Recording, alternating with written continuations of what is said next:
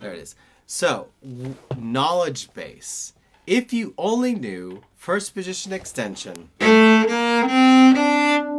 and fourth position extension,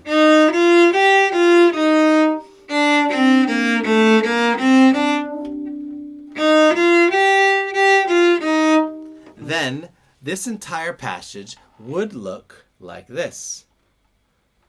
A 2 here, a 1 here, it's going to be a low 1, but I'm not going to notate that. 4's here, a 2 here, a 1 here, it's a low 1, I'm not going to notate that, a 4, and a 2.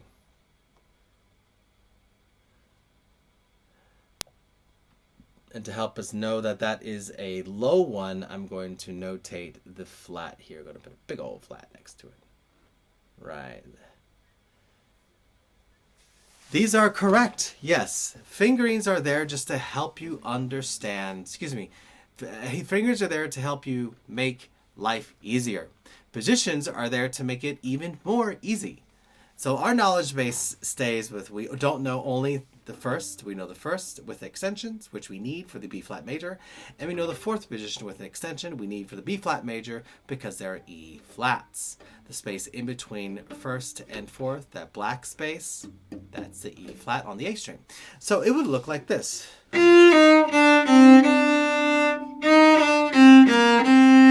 Did you see that big movement?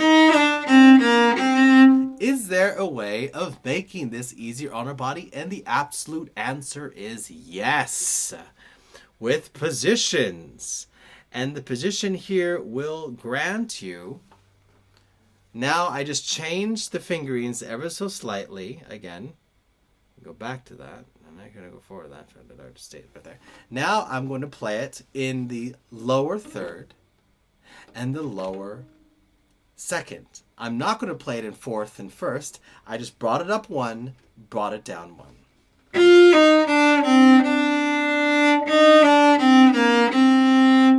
See how much easier that is as opposed to...